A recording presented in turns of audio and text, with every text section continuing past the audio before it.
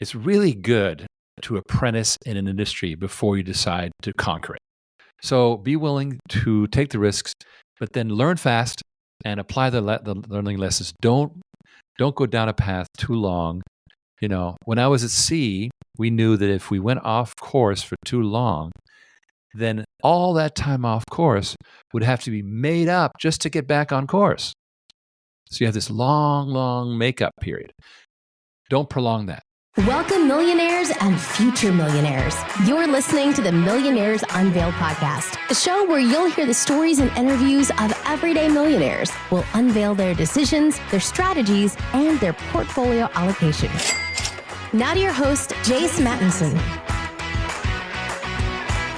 Welcome back to another episode of the Millionaires Unveiled podcast. This is episode number 373. This is the podcast where everyday millionaires come dish out the deets about their investments, wealth building secrets, and of course, their blunders. We are your hosts, Jace and Stacy, with Jace taking the reins today as we dive into the completely unscripted real world of millionaires who could be your next door neighbor. Our guests will reveal how they turned their piggy banks into treasure chests, share investment strategies that might just make you look at your 401k with renewed hope, and tell personal stories that might tug the heartstrings. So plug in and prepare to find out how regular folks like you and me turned their dreams into dollar signs. And don't worry, while we're here to get the goods, we've only edited to keep things family friendly. Today, we've got a great guest. He is, his name's Riggs. He's got a net worth of 14.5, and most of it is in restricted stock in his company. He's been on the path of a startup CEO for quite some time. Kind of reminds me of the stories that you hear of, Kentucky Fried Chicken, for example, where I don't think that got started till he was in his 50s and things like that. Riggs had a career, in his 20s and 30s, which we get into, and then kind of a different career trajectory in his 40s. Spent a lot of time in the nonprofit world before he moved into being a startup CEO and hitting the C-suite later in life. So going to be a great episode with him. Does have a nice residence and some cars, which we get into, but a majority of his net worth is in that restricted stock in a company that is going to be listed, or maybe already has at this point, on the NASDAQ. So congrats to him. Still looking for that 400 millionaire. We got episode 400 coming up, and would love to keep on the path that we have previously and get somebody who's worth 400 or around there or more for episode 400. As always, if you're interested in being on the show, send us an email, millionairesunveiled@gmail.com. While we are looking for that's worth for that person that's worth 400, I am also looking for millionaires, everyday millionaires that want to join the lineup. So shoot us an email and we'll get you on the schedule into the fall here. By the way, happy Labor Day yesterday for everybody that celebrates Labor Day. And I hope you had a good day off in some cases. I know basically we have all of the federal government and agencies and whatnot shut down for the day. And I feel like Labor Day is kind of that foray into, we have Memorial Day that kind of kicks off summer, and then Labor Day, which I feel like in some respects closes down summer. And by this week, probably everybody will be in school or starting school. So with that, it is September and we should be seeing a rate decrease. We'll see what that does to the markets and to our millionaire portfolios. But as Riggs will tell you, kind of the rate environment of the last few years and some things that transpired in the last 4 years really changed some of his personal decision-making, which is one of the big themes that we wanted to get in when we originally started this podcast several years ago, was what in the micro and macro economies change habits. So we may have another one coming up with a rate increase this month, but we will see. TBD on that. Without any further delay, let's get right into the episode with Riggs. Riggs, do you want to just give us a little about your background and what you're up to now? Well, Jace, as we were discussing before the show, I have an incredibly diverse background, and I've actually spent a lifetime really preparing for what I think is the mission that I was, meant for, which was to do something about an incredibly difficult problem, which is the state of water in the world today. I can't wait to get into what you're doing now. But before we do, I want to get into the net worth, and I want to get into a lot of other things that you've accomplished in your career, which has spanned several decades. Before we get all into that, what's your net worth today? It's about 14.5 million. Awesome. And how is that broken up?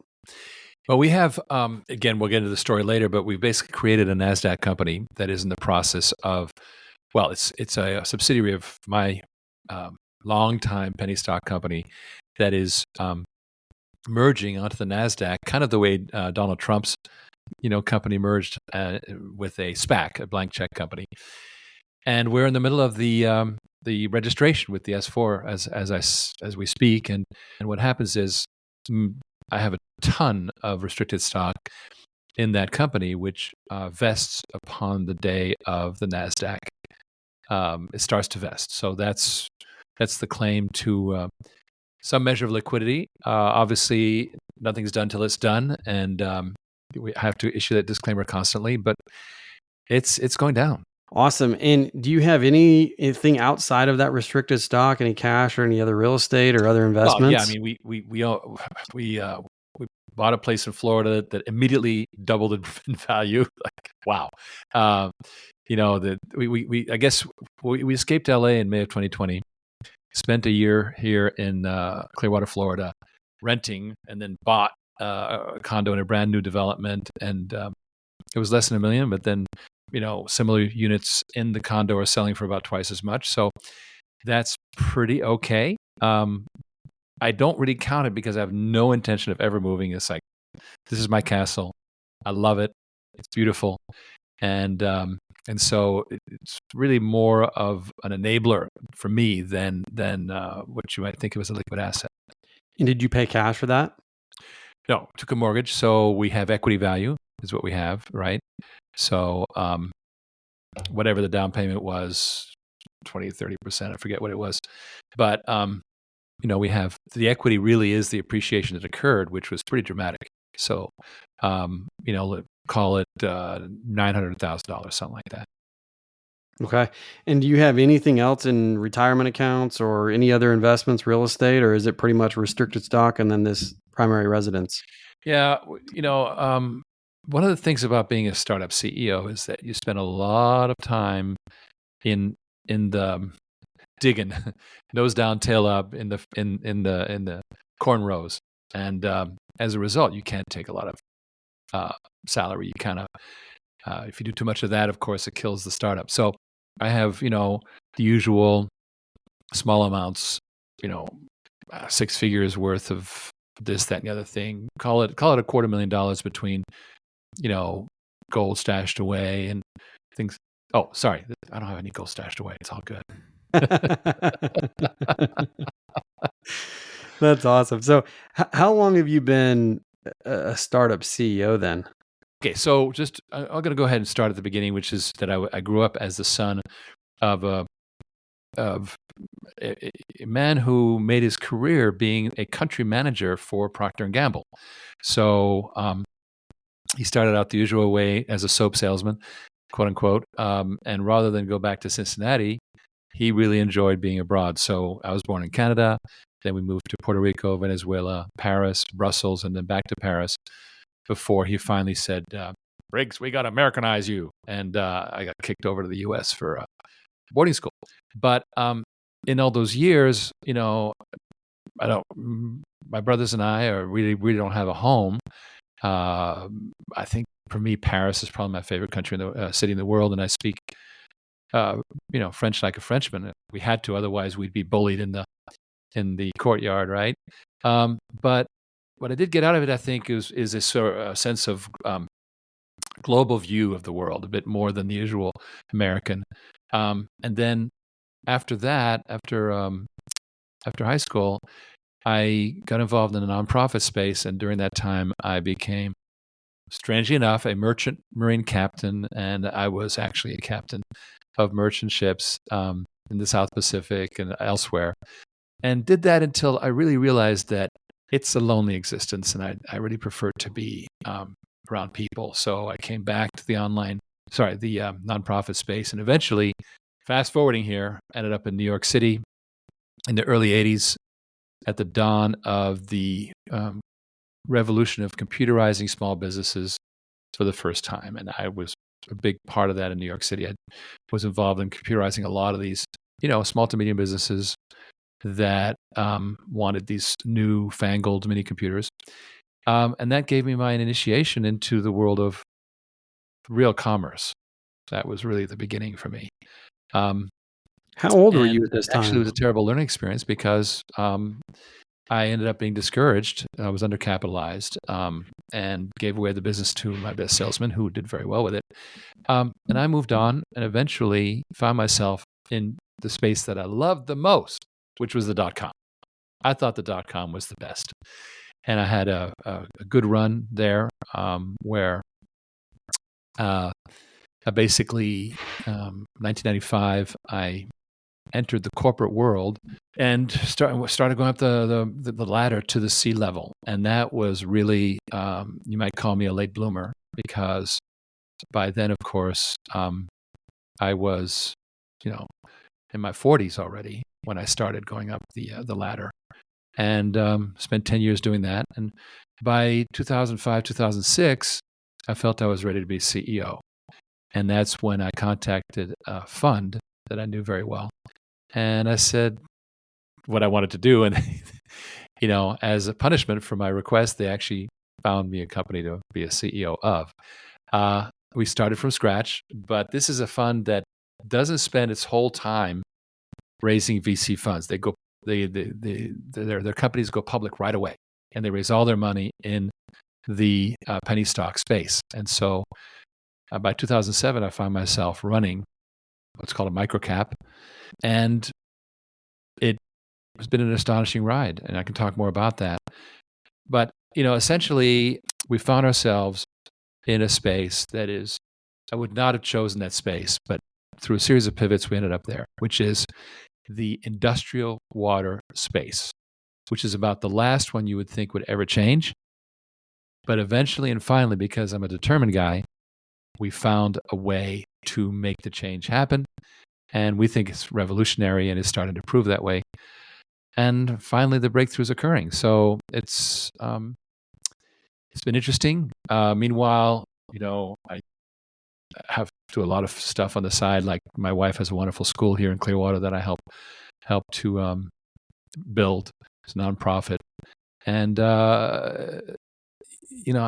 got to say that the most important thing for me is to feel that I'm doing something important every day I wake up.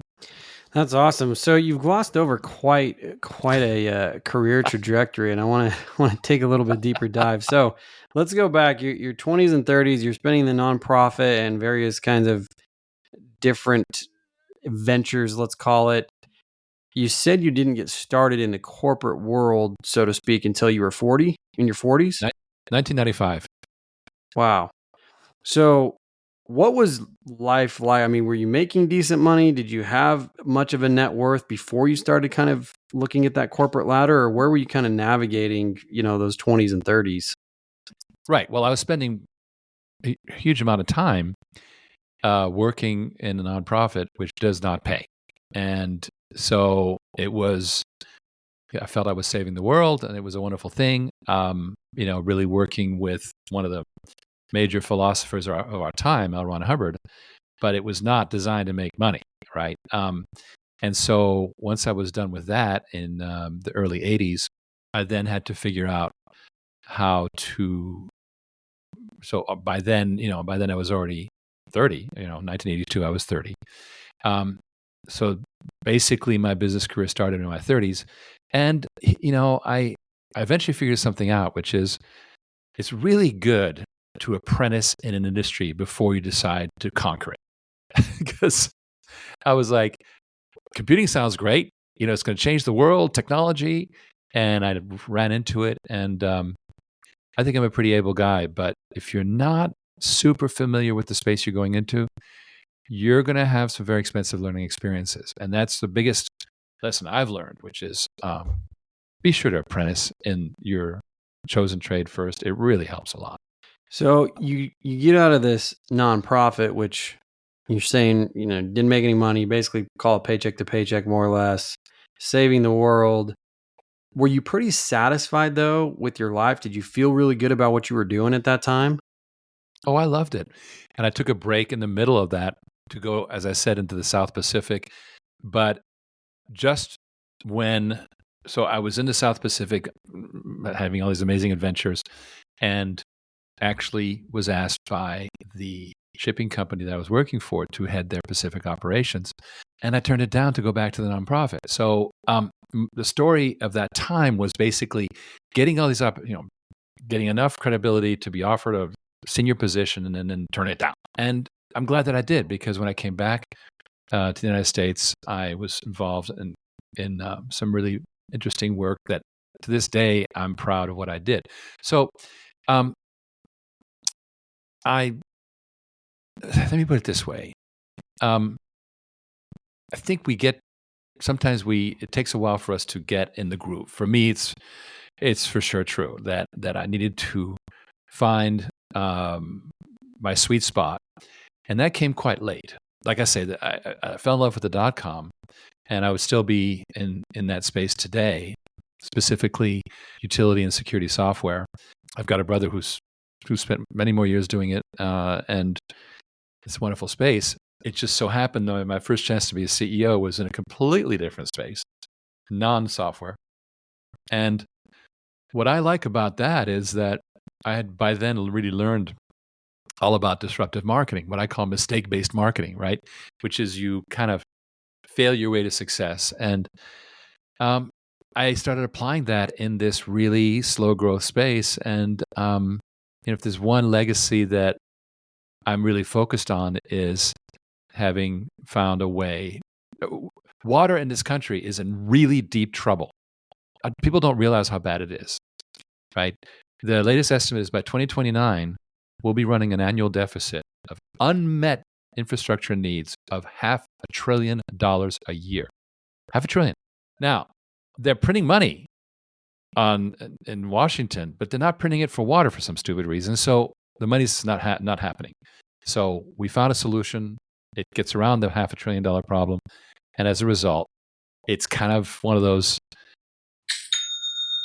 You should know what that is. That's the best kind of notification. That's the sound of another sale on Shopify. And the moment another business dream reality comes true. Shopify is the e-commerce platform revolutionizing millions of businesses worldwide. In fact, I use it for several businesses that I have and my wife has. We love Shopify. Shopify simplifies selling online, and you can focus successfully growing your business. Shopify covers every sales channel from in-person POS system to all-in-one e-commerce, and it even lets you sell across social media marketplaces like TikTok, Facebook, and Instagram. Packed with industry-leading tools ready to ignite your growth, Shopify gives you the comfort of your business and your brand without having to learn new skills or design new code. And thanks to 24/7 help and an extensive business course library, Shopify is there to help you have success every step of the way. Sign up for a $1 per month trial period at shopify.com/unveiled, lowercase. Go to shopify.com/unveiled to take your business to the next level. Once again, that's shopify.com/unveiled. And thanks again to Shopify for sponsoring today's episode.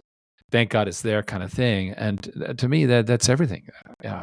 I do want to, have a nest egg, make sure my wife's younger than me, about 16 years younger than me. So I think she'll outlive me. So I would like her to have, a nest egg and so forth. But beyond that, I'm really much more interested in what can I achieve for the world, right? Talk to us a little bit about the trajectory of what you were doing corporately. You had to start somewhere, right? What kind of jobs did you have? I mean, high level for, I don't know, that decade or whatever before you decided that, hey, I'm ready to be a CEO. Sure. That's a really good question, Jay. So in 1994, 95, I was in LA getting my bearings and had an opportunity. My brother, Alex, who was a software executive at a now defunct company called Quarterdeck, and he said, "Riggs, I've got a problem. Help me out." And I became a product manager in a software company. That is about the most fun job there is on the planet. Why?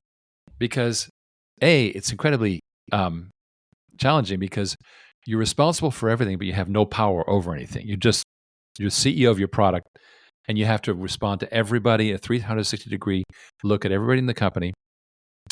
and and you got to somehow wheedle resources out of people and get the QA people to spend time with you, all that wonderful stuff.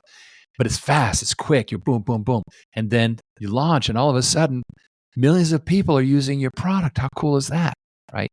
So I was involved with the success of a product in 1995, which is called Clean Sweep 95. It became well known at the time. And what happened then is that Quarterdeck, while it was doing well as a utility software company, it tried to be an internet company and failed miserably. They made 28 acquisitions of internet products and failed at all of them. One of them became WebEx later. So lots of assets there, but not a lot of performance. But in the process, one of the best ways to build your network is to be in a company that blows up and scatters everybody to the entire industry. All of a sudden, there's people you know everywhere. They're at Microsoft, they're at Qualcomm, they're here, they're there. It's wonderful. And that's what happened to me, is I all of a sudden had a network, and I became I would either take a job as a VP marketing or as a strategic consultant, back and forth. So I was doing that kind of job, marketing exec type work.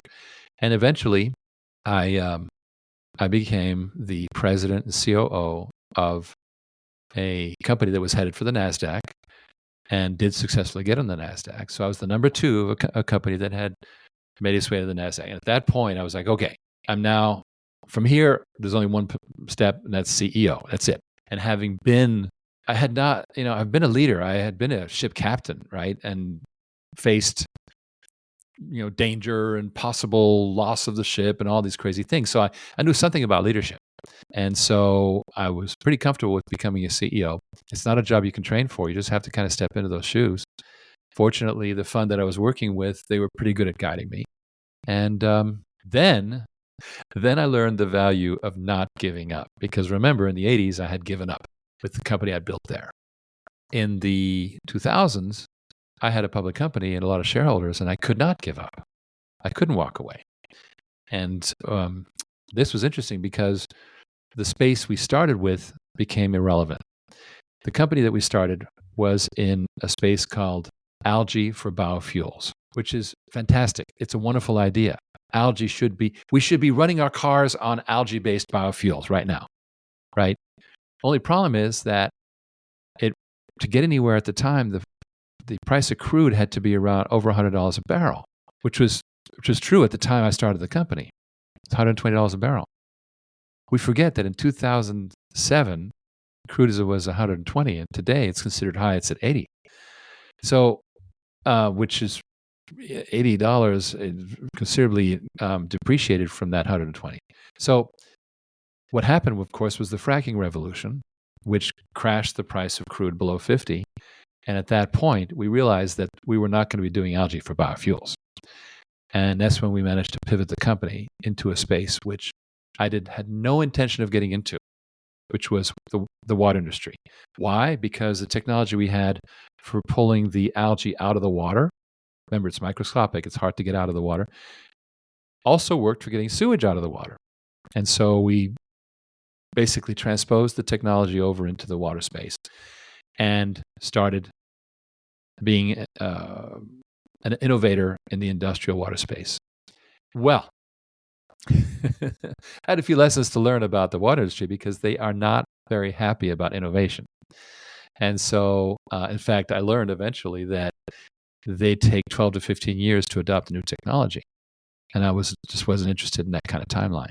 So we went from a technology, really a technology-focused, having a great technology and trying to license it, which got nowhere for a long time. And we moved into more of a business model, which is what we've adopted. And it started to work. It started to work really well.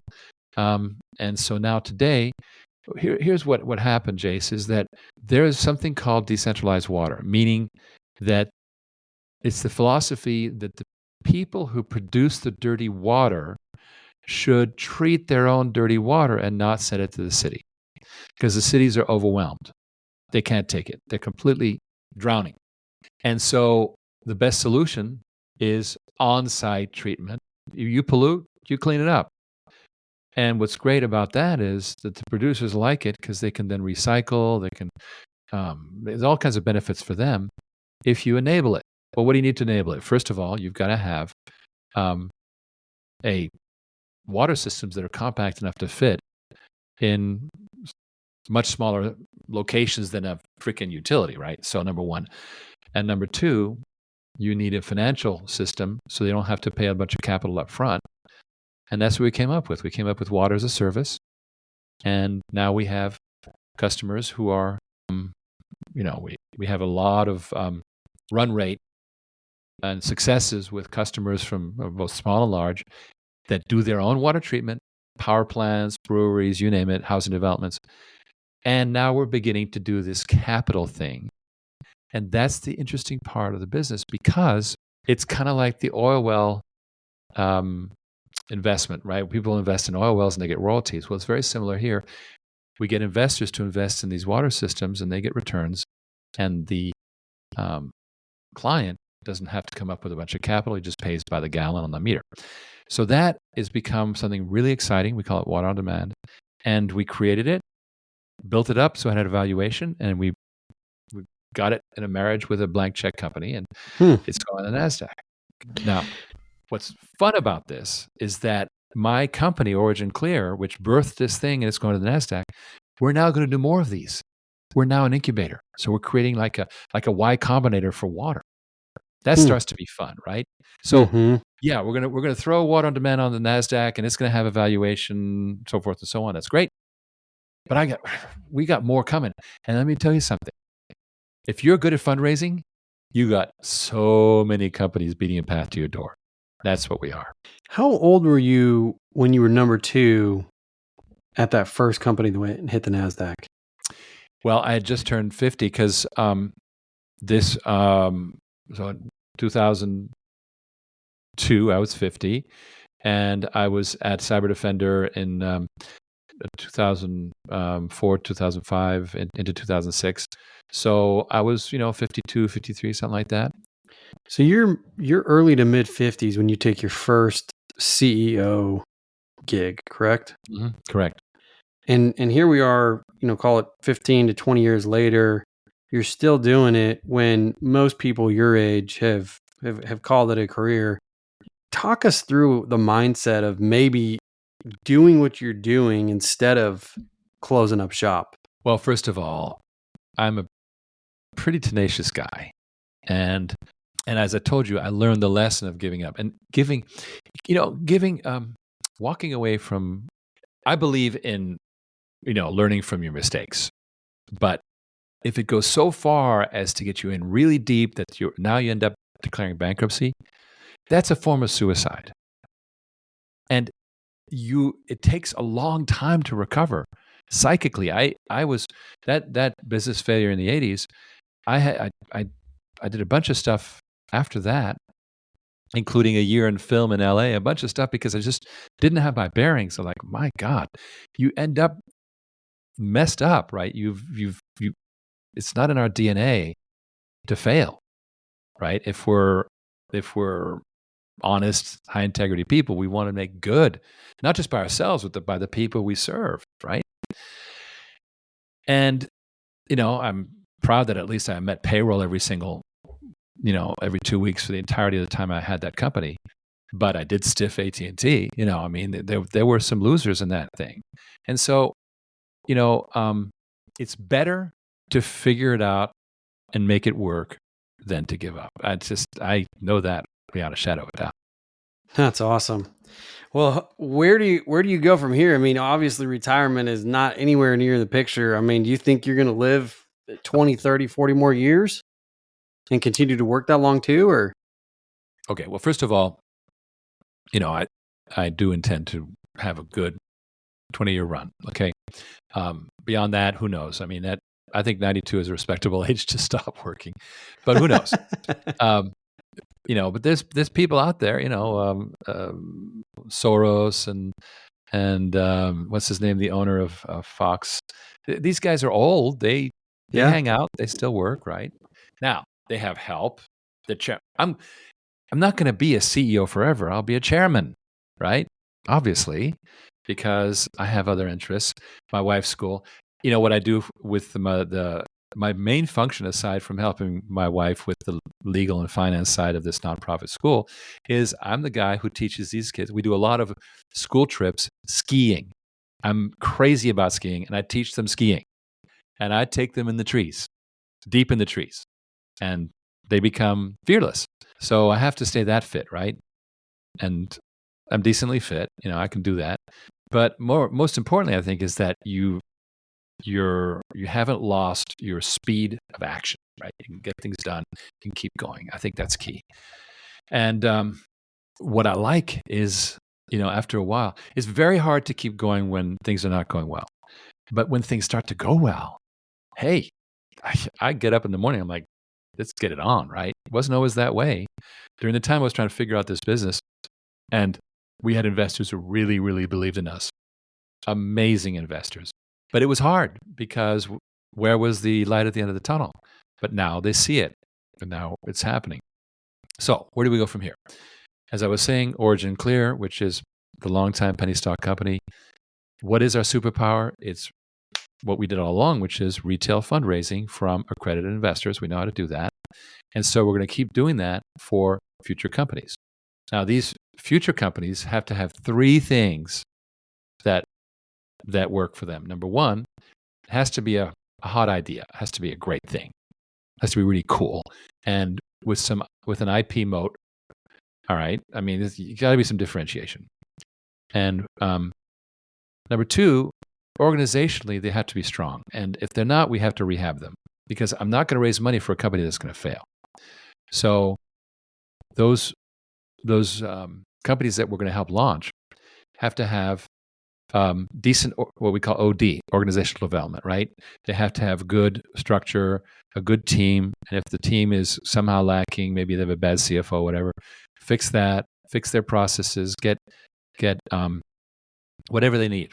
I mean, we start with an assessment and go from there. And then the third thing is what's their path to financial success, which these days, in my opinion, the best way to go is to crowdfund your way straight to the NASDAQ. That is the way to go.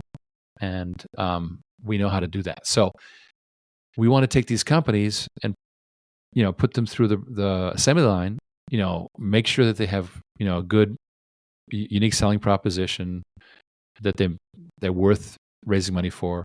Make sure that structurally they're good. They're not going to fall apart, and that they're going to perform, and then get them on a path to where they're going to get their exit. And we're going to take a piece of every one of these. That's going to mean, some equity positions. We have over half of the company that we're taking onto the NASDAQ. Well, that means we have a chunk of a NASDAQ company. And we keep doing that a few more times. It's going to add up.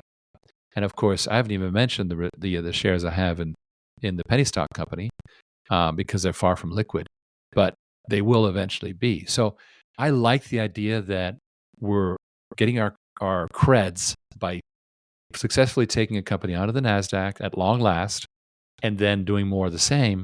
And the more you do it, it's kind of like a snowball, right? It's like everybody thinks Y Combinator is wonderful, but Y Combinator, they got their creds doing things like Airbnb that weren't obvious at first, right? Oh my God, Airbnb was like a lame idea, but they believed in it, and they made a small investment in it, I think $20,000, which I think we paid incredibly. And that's the kind of thing that we want to do in water and water-related industries. So we could go into indirect use of water, like agriculture, but we don't think we want to go too far away from water at the moment. But the important thing is, we think we're very good at managing a fundraising pipeline with retail investors. And here's the thing, Jace, is that ordinary people have a very hard time finding ways to invest their money. Ashton Kutcher was an early investor along Sequoia with an Airbnb, and he made something like 350,000% on his money. Well, we're not Ashton Kutcher, so we don't get access to these deals. We're lucky if we were smart enough to have gotten Bitcoin and held onto it, despite everybody telling us not to. But aside from that, it's very hard to make real money. we want to give investors that kind of access. So we're very much about enabling both accredited and unaccredited investors an opportunity to have something that's kind of cool and that's going to go somewhere early enough that they get some appreciation. That's awesome, Riggs. Quite the journey, and commendable for what you're doing now with water and the water industry. So let's wrap up with some rapid fire questions. What's the most expensive pair of shoes or pants that you've ever purchased? Shoes or what? Or pants? Or pants. Well, I used to buy all my clothes at a place called Allendale's in LA, which supplies all of the studio clothes, all the when they need good outfits for some movie, that's who they go to, and it was great. I had a great time. So, but I wouldn't say that my shoes cost more than $250. I would think more than that's getting kind of ridiculous. Suits, $800 range is probably adequate. I'm not insane. I don't go crazy. I don't go for 100%. I like semi-custom, right? In other words, they customize it based on a pretty decent suit. And that's about it. Nice. What about the most expensive meal out that you paid for? Well, Nobu in Las Vegas. That's a good spot. Did that run you a few grand? Yes, but I'll tell you, the best meal that I had was when I was a young teenager in Paris, and my parents took me out to the Grand Véfour, which is one of the top Michelin-rated restaurants, and I had filet of lamprey, I remember, and that was okay. Awesome. What about the most expensive trip or experience? That's really interesting because I've had a few experiences, but I would say I'd say the most adventurous experience I had was when I went to Singapore when it was still hadn't yet boomed. It was in the late 70s, and I got to know it quite well. I took a ship there. I was the first mate on that ship, and there's a whole other story there because the ship caught fire in Singapore harbor. There's a whole adventure story there. But the point is, I fell in love with Singapore, and it has become quite glitzy and quite high net worth since then. But it's a great place, wonderful people, and they've figured out how to coexist. The Indians, the Malayans, and the Chinese have coexisted. And in terms of value, it didn't. I was employed. I was a seaman. I was being paid, not that much money, but that to me was an incredibly valuable trip. What about the very first job that you had? My very first job was working for a filmmaker called Penny Baker. The studio was called Leacock Penny Baker, and he pioneered the cinema verite kind of documentary making. Cinema verite means truth cinema, which means the unblinking eye watching things. And he was famous for there was a Bob Dylan documentary, Don't Look Back, and a few others like that. And I had a lot of fun with that job. It was my dad, who's, how it is with Harvard people. They network like crazy. So my dad had been at Harvard, and he got his Harvard buddy, Penny Baker, to give me a job. I had a ball with that. And for a long time, I was deeply in love with film. And I was supposed to go to NYU Film School and turned it down to go at a nonprofit. But that was my first and by far the most fun. You remember how much you made? No. It wasn't much. Because I was interning. It was really not much, if anything. No, I mean, it was probably, I was on my dad's allowance at the time. 1968, 1969, yeah. 1968, yeah. Wow. If you had a $10,000 shopping spree awarded to you, where would you spend it and on what? Yeah, I would take all my friends, and I love going to sea. I'm a sailor, and you can charter yachts in the British Virgin Islands that are big, so you can have, let's say, 5 or 6 couples, like a big catamaran, each with their own bathroom. That's very important, right? And it's luxury, and there's a captain, and there's his wife, and they take you around, and that would be 10 grand well spent. It'd be so much fun. That's awesome. What's the dumbest thing that you've ever wasted money on? These are really good questions, Jace. Yeah, I would say I remember getting my mom to buy a really crappy Econoline van back in the day. And she was kind enough to never remind me how stupid it was that I made her drive an Econoline van around. It was just horrible. And we eventually aged it enough that we were able to get rid of it, And that was lame. I think that, and I did a similar thing to my grandmother. She liked big American cars, and I got her a Jetta, and she got so annoyed with me. So the lesson that I've learned since is have decent wheels. Have decent wheels. My wife has a turbo diesel Mercedes GL. I've got a Tesla Y. We're happy with both cars. Wonderful. Don't stint on your wheels. Is that maybe the answer to this next question? Something you've spent too much money on, but you don't regret? Relatively speaking, we spent too much money on this condo here in Clearwater because it would have been, 3 years before, it would have been a tenth the amount, right? Hindsight's 20/20 on real estate sometimes, right? I know, it's like, Jesus.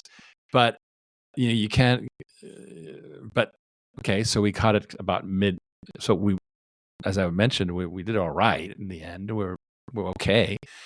But, I've got a HELOC that gives me a real pain given the interest. It's one of those variables. I'm like, so that is probably, if I just been able to or been smart enough to buy earlier in this town, this is a good town because it's had great appreciation and it's wonderful lifestyle, Clearwater Beach, etc.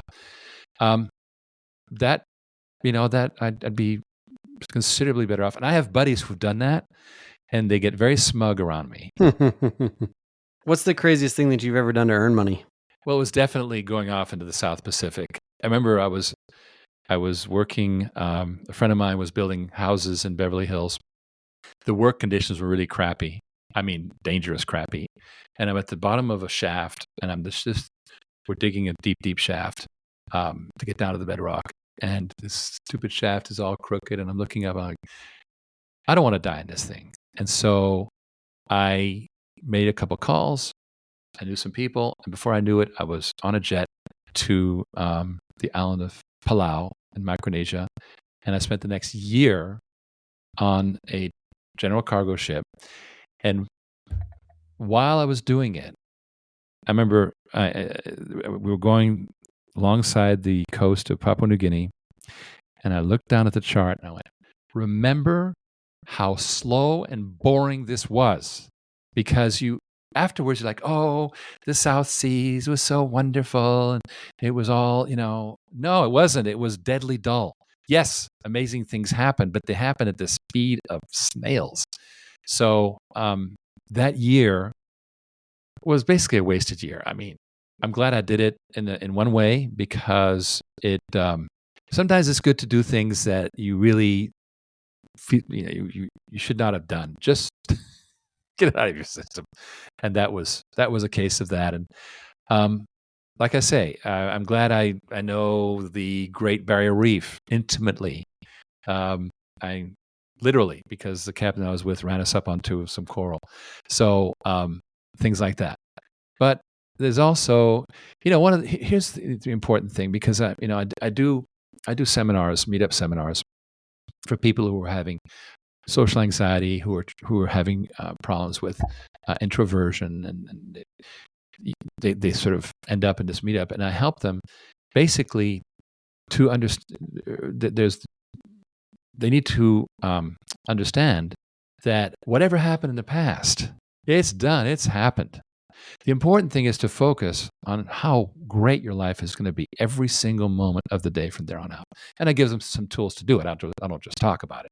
But the point I'm making is it's all about from here on out.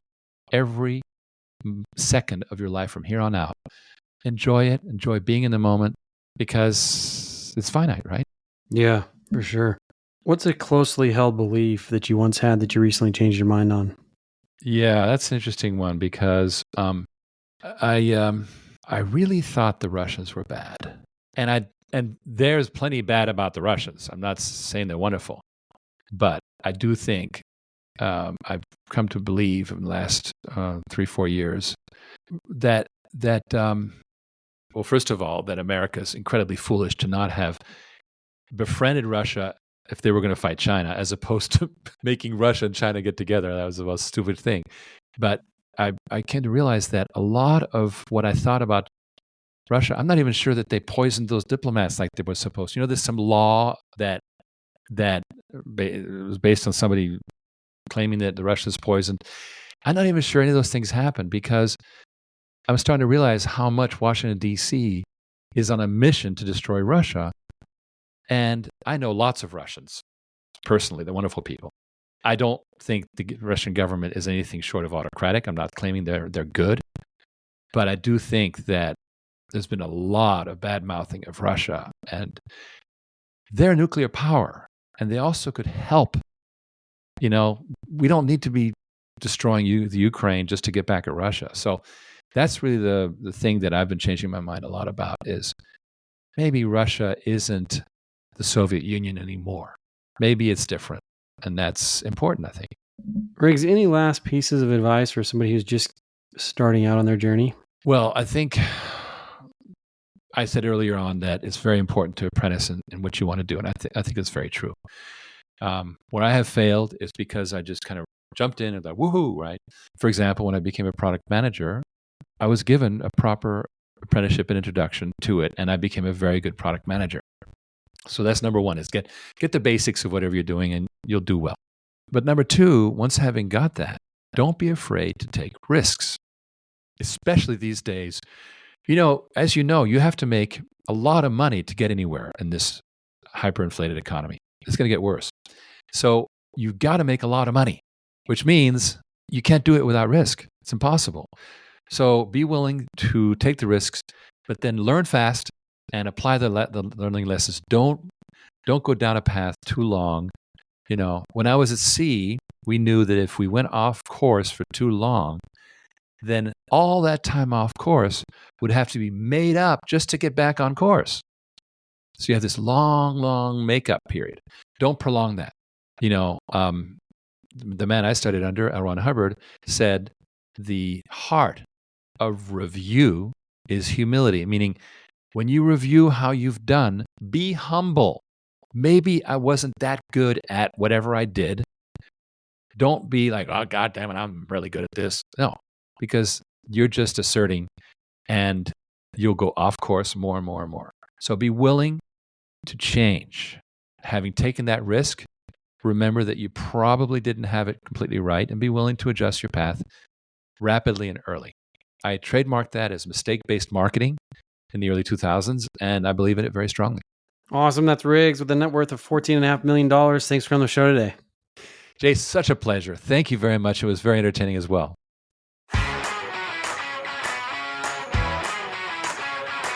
Thanks for listening to the Millionaires Unveiled podcast with Jace Mattinson. For more stories, investment opportunities, and information, check out our website, millionairesunveiled.com. See you next time when you'll hear from another everyday millionaire.